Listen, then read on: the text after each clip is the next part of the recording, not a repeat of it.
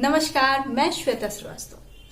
आज के इस वीडियो में हम लोग सीखेंगे फरोदस्त या फिरोदस्त ताल की पढ़ंत, जो होगी चारों लय में ठा, दुगुन, तिगुन और चौगुन। यह ताल 14 मात्रा की होती है। इसमें 7 विभाग होते हैं जो कि 2-2-2 में बटे होते हैं। इसमें 5 तालियां पड़ती हैं जो कि मात्रा 1 पे, 5 पे, 9 पर, 11 पर और 13 पे आती है। खाली 2 होती है जो कि तीसरी मात्रा और 7वीं मात्रा पर दिखाई जाती है। इस ताल की आधी मात्रा की चलन यानी 7वें मात्रा तक की चलन को जब आप सुनेंगे या देखेंगे तो ऐसा लगेगा कि हम एक ताल को पढ़ रहे हैं। यानी इस ताल में आधी मात्रा तक की चलन, 7 मात्रा तक की चलन बिल्कुल एक ताल के समान ही है। यानी ताली खाली विभाग सब कुछ एक जैसा लगता है। सबसे पहले फरोदस्त ताल को हम लोग काउंटिंग और ताली और फिंगर के माध्यम से समझ लेते हैं कि इसे करना कैसे है। ताली, फिंगर, खाली, फिंगर, ताली, फिंगर, खाली, फिंगर, ताली, फिंगर, ताली, फिंगर, ताली, फिंगर, सम। यानी ताली खाली ताली खाली ताली ताली ताली, ऐसे करके हम लोग इसे याद कर सकते हैं। अब इसे हम लोग एक बार काउंटिंग के माध्यम से करते हैं। 1, 2, 3, 4, 5, 6, 7, 8, 9, 10, 11, 12, 13, 14, 1। काउंटिंग के माध्यम से ताल को अगर आप करते हैं तो आपको ये बिल्कुल क्लियर हो जाता है कि जो मैंने ताल के परिचय में बताया कि किस किस मात्रे पे ताली आती है और किस किस मात्रे पे खाली दिखाई जाती है, इसका पता हमें गिनती के माध्यम से ताल को पढ़ंत करने पे ही चलता है। तो जब भी आप किसी ताल को पढ़ंत के रूप में सीख रहे हो तो उससे पहले काउंटिंग पे जरूर कर लें, यानी गिनती के माध्यम से उसकी ताल की पढ़ंत को जरूर कर लें, ताकि आपको समझ में आ जाए कि किस मात्रा पे ताली आ रही है और किस मात्रा पे खाली आती है। इसके ताल के जो बोल हैं वो है धिन, धिन, धागे, तिरकिट, तू, ना, क, ता, धीन, क, ता, तिरकिट, धिन, क, धा, तिरकिट। ये तो हुआ तोड़ तोड़ के बोलने को। आप चाहे तो तोड़ के भी बोल सकते हैं, लेकिन जो लास्ट वाला पार्ट है अगर उसे हम बोलने के दौरान धिन कत्ता तिरकिट, धिन कधा तिरकिट ऐसे बोलें तो ज्यादा सुंदर लगता है, क्योंकि तबला पे जब यह ताल बजाया जाता है तो कुछ इसी तरीके से बजाया जाता है। धिन, धिन, धागे, तिरकिट, तू, ना, क, ता, धीन, क, ता, तिरकिट, धीन, क, धा, तिरकिट, धी। जैसा कि आप जानते हैं, जब यह मात्रा 14 की है तो हमें 7 मात्रा में दुगुन की लय को एक आवर्तन का बोल जाना है। फिर 8वें मात्रा से लेकर 14 मात्रा तक हमें बाकी का एक आवर्तन बोलना होगा, यानी एक मात्रा पे 2 पढ़ना चाहिए।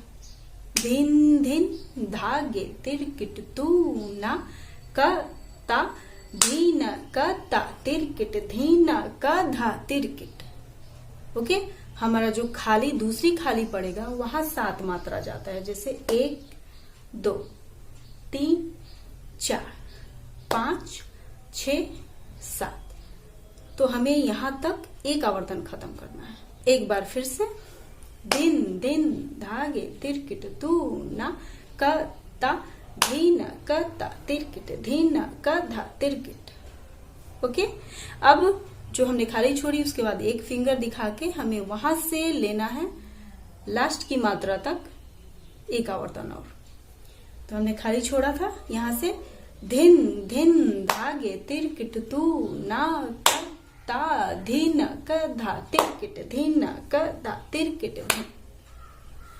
ये हुआ दुगुन का। एक बार मैं इसे फिर से रिपीट करती हूँ। धिन धिन धागे तिरकिट तू ना क ता धिन क ता तिरकिट धिन क ता तिरकिट धिन धिन धागे तिरकिट तू ना क ता धिन क ता तिरकिट धिन क ता तिरकिट धिन।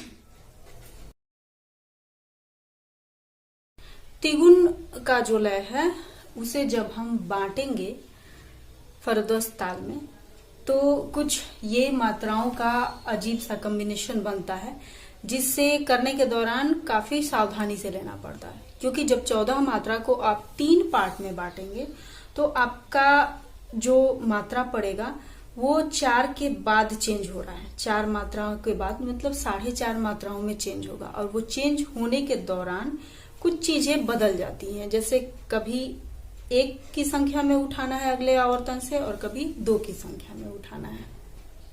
जैसे कि फिरोदस्त ताल में जब आप 5वीं मात्रा को लगाएंगे उस समय आपको अगले आवर्तन से सिर्फ धिन उठाना होगा, और वहीं जब आप 10वीं मात्रा को दिखा रहे होंगे उस समय अगले आवर्तन से आपको 2 उठाना पड़ेगा, तब जाकर वो सम पे अच्छे से खत्म होता है।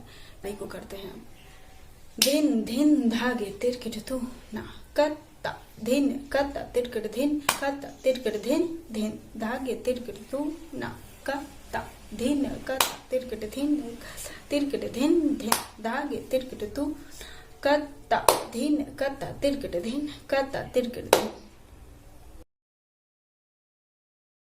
चौगुन की लयकारी कुछ मामलों में आसान होगी, क्योंकि सीधे सीधे आपको ये समझना है कि हम 14 मात्रा को आधा आधा बांटेंगे और उस आधे मात्रा में यानी जब 14 को 7 मात्रा में बांटेंगे तो 7वीं मात्रा तक हमें 2 आवर्तन बोल जानी है। तो इसलिए हमें ये ध्यान रखना है कि जब भी हम फिरोदस्त ताल को बोल रहे हों तो 7वें मात्रे तक हमें 2 आवर्तन पूरे करने हैं।